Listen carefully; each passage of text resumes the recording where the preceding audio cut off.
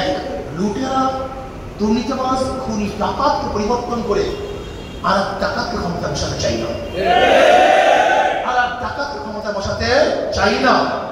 আর একটা খবর রাখতে হবে, আমরা ঐক্য চাই, কিন্তু আমাদের ঐক্যতার মাধ্যমে কোনো বাতিল প্রতিষ্ঠিত হোক এটা আমরা চাই না।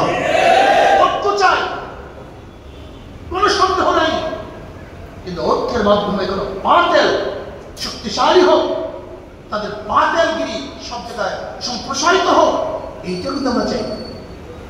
এই জন্য সতর্ক থাকুন, আবেগী হবেন না। হুশের সাথে জোশের সাথে হুশ দুইটাই লাগবে। এর জন্য আমি আমার বরিশালের শ্রদ্ধা ভাজন আমার সেরেতাস জ্ঞানী গুরু ওলামায়ে কেরামকে বলবো, আসুন আমরা ঐক্য হই, কমপক্ষে জাতীয় ওলামা শাখায়েমা পরিষদে এই ব্যানারটাকে বরিশাল শক্তিশালী। ধর্ম অনুশাসন মানা প্রত্যেকটা ধার্মিকদের জন্য ফরজ ছিল, এটা এখনো আছে, কিন্তু শাসকরা ধর্মকে তাদের জুলুম অত্যাচার করার জন্য ব্যবহার করা হয়েছে। যখন তাদের জুলুম অত্যাচার করার জন্য ধর্ম ব্যবহার করেছে, তখন মানুষের মনের মধ্যে এই কথা বদ্ধমূল হয়েছে, ধর্ম মানি যে আতঙ্ক, ধর্ম মানি আমাদের জ্বালিয়ে দিবে, সেটা সহ্য করতে হবে, ধর্ম মানি আমাদের আবদ্ধ করবে, কিছু বলা যাবে না, ধর্ম মানি আমাদের সম্পত্তি সম্পূর্ণ লুট করবে, প্রতিবাদ করা যাবে না, ধর্ম মানি আমাদের অত্যাচার করবে, সেখানে কোনো কথা বলা যাবে না। এইটা হলো এরপরে চলে আসছে সেখানে ডেমোক্রেসি। এই ডেমোক্রেসি, লিবারেল ডেমোক্রেসি আছে, ডেমোক্রেসি আছে। এই ডেমোক্রেসি কেন আসছে? এখান থেকে শুরু হয়েছে সেকুলার। ধর্ম এক জিনিস, রাষ্ট্র ভিন্ন জিনিস, ধর্মের সাথে রাষ্ট্রের কোনো সম্পর্ক নেই। এমনকি এই পর্যায়ে বুঝছে কেউ যদি রাজনীতির মধ্যে ধর্ম ব্যবহার করে, এর চেয়ে বড় অপরাধ বলতে কিছুই নেই। এটাই দেখুন আমাদের এখন শুরু হয়ে গেছে যে তারা কি বলছে যে রাষ্ট্রের সাথে ধর্মের, ধর্মের সাথে রাষ্ট্রের কোনো সম্পর্ক নেই।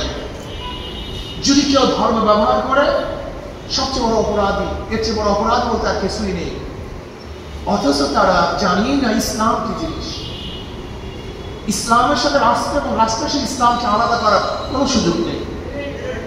ইসলাম থেকে রাষ্ট্র এবং রাষ্ট্র থেকে ইসলামকে আলাদা করার কোনো সুযোগই নেই। কিভাবে করবেন?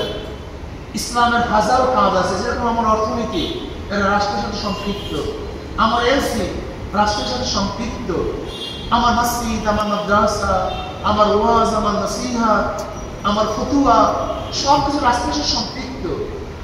আমাদের প্রত্যেকটা যারা আমরা মাদ্রাসা পড়াশোনা করি, ছেলেদের মধ্যে মুহাদ্দিস হওয়ার, মুফতি হওয়ার, ফকিহ হওয়ার, বক্তা হওয়ার, ইমাম হওয়ার, একজন কাতেব হওয়ার মেজাজ তো আছে, কিন্তু এই কিন্তু আমাদের কোন ছেলেদের মধ্যে এমপি হওয়ার, মিনিস্টার হওয়ার, প্রাইম মিনিস্টার হওয়ার, প্রেসিডেন্ট হওয়ার কোন পরিকল্পনা কার মধ্যে কি আছে? একজনের দেখান তো, একজনের মধ্যে নেই।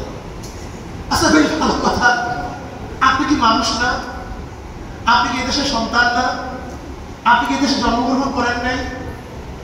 যদি ফাসেক ফুজ্জার, গুন্ডা, বদমাশ, ধর্ষকরা দেশের প্রধান হতে পারে, তা আপনি সে স্বপ্ন দেখান না কেন? কারণটা কি?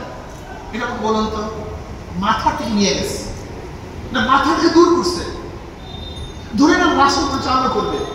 আচ্ছা মেধাহীন ব্যক্তিকে রাষ্ট্র পরিচালনা করতে পারে? আমাকে বলেন তো। মেধাহীন ব্যক্তি যাদের ব্রেন নেই, এরা কি রাষ্ট্র পরিচালনা করতে পারবে? আমাদের মাদ্রাসার যারা ভালো ছাত্র, একজন কি রাজনীতি করে? আমাকে বলেন তো। এই কাজটা তো ভালো ছাত্রদের ছিল, সবচেয়ে জিহিনী ছাত্রদের কাজ ছিল রাজনীতি করা, সবচেয়ে মেধাবী ছাত্রদের কাজ ছিল রাজনীতি করা, এটা সবচেয়ে আহাম কাজ। একটা কিতাব পড়ানোর চাও, রাষ্ট্র চালানো খুব সহজ, ঠিক না ভাই? আপনার হিন্দি করি একটা কিতাব পড়াবার চাও, রাষ্ট্র চালানো খুব সহজ। একজন কিতাব পড়াবার জন্য সবচেয়ে মেধাবীকে সেটা সেট করলেন, অথবা রাষ্ট্র চালাবার জন্য সবচেয়ে বখাটে গভর্নমেন্টকে আপনারা দিলেন না, তা আপনার কিভাবে ক্ষমতা আসবেন আমাকে বলুন তো।